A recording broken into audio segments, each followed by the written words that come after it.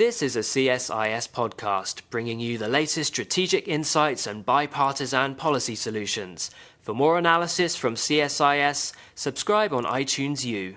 I'm Don Morton at CSIS, talking today with JoLynn Shoemaker, Director of Women in International Security, about Anne-Marie Slaughter's article in this month's Atlantic Magazine, Why Women Still Can't Have It All. JoLynn, thanks for joining me. Thank you.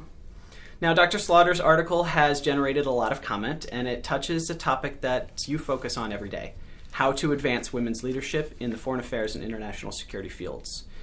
So tell me, how bad is this leadership gap between men and women? Well, I think we all acknowledge that significant progress has been made in the last 2 decades, and it's a very different environment than it used to be for women in this field in national security and foreign policy. Most of the vestiges of overt discrimination are gone, but now we have more subtle barriers that we're dealing with. And I think that we see from the statistics and the conversations we've had and the many interviews we've had that there is still a significant gap at the leadership levels, and that we do, in fact, have a leaky pipeline along the way.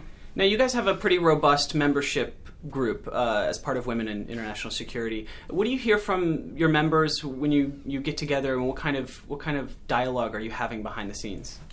Well, it's interesting because I think that you can't group, obviously, women all together, and very different generations have very different perspectives on it. But what we are seeing is a sort of a rising level of frustration, especially among the mid-level women. Now, what we have seen in our research, and just in terms of talking to our members, is that more and more women are actually entering the field. We see that in terms of degrees, but we see that in terms of the junior level jobs in the field. But then we start to see a widening gap occur starting at the mid-levels and getting wider and wider as we get into the more senior levels. And I think women are perceiving that. They're seeing that gap play out, but they're also at those points where they're actually questioning what the sacrifices are to continue to be on the leadership track and to attain and succeed in those positions. What is causing women to drop out of the field, to opt out? It's certainly not one answer, but I think Slaughter's article did hit the nail on the head in terms of one of the major factors being really this work-life balance issue. In every WISE gathering that we have, in any kind of forum we have, it invariably comes up as an issue of concern. And not just with women who are at that stage of actually grappling with family, young families. It's really women at all levels. And women at the junior level are definitely considering it earlier on as well. So I think it's a big factor. There are a number of other factors that we've identified in our research that compound it. I think having to do with visibility and opportunities and being plucked for positions that lead to leadership positions and so forth. So it is a complicated story. It's not a one answer story, but I think that this issue of work-life balance is particularly prominent in our membership. Now, obviously, a lot of these women in high-end policy positions are working for the federal government.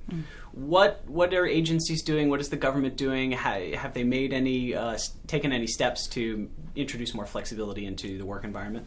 Well, I think that the institutional progress there's pockets of it. I think there's overall a growing recognition, not only in government, but outside of government, that things like telework and flexible arrangements and so forth not only are necessary, but are actually efficient.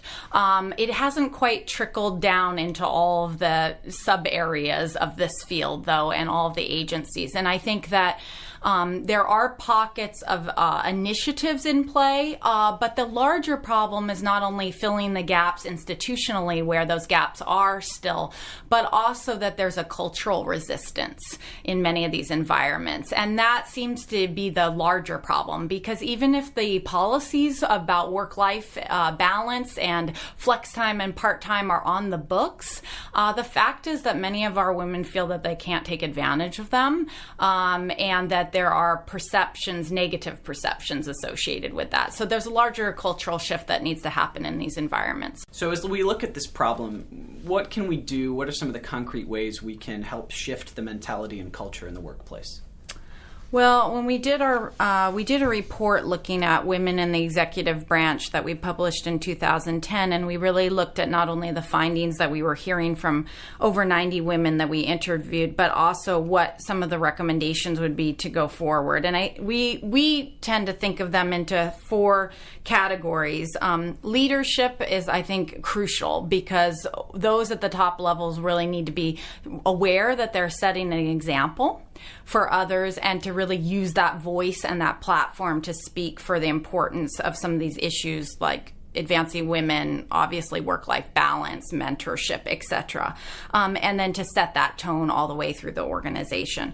The second area that is absolutely crucial, and there are very specific things that can be done and all kinds of best practices, is flexibility, obviously. And this is an area that I think really pertains to what the Slaughter article was talking about. And some of those things are on the books, but some of them haven't been really thought out or implemented all the way through these agencies and these organizations. And so I think more part-time options, for example, more telecommuting, all of that kind of thing. We know how to do it in other contexts, and we just need to apply it here. The third element is more meaningful support, I think, for women throughout their career courses, and for not only retaining them in these organizations, but just helping them to think about different transitions and maybe non-linear career paths, and not penalizing individuals for taking those non-linear career paths. So we have to really think carefully in the policy community and the government about having a more flexible system for recruiting people, but then lateral moves as well later on in their careers after they may have stepped out as well. So,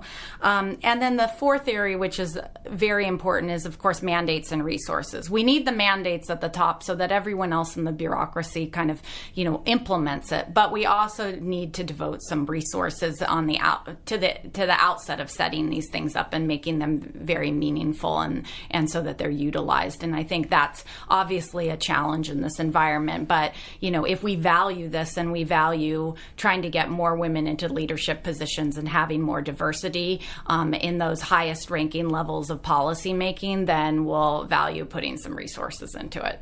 JoLynn Shoemaker, thanks for joining me today. Thank you.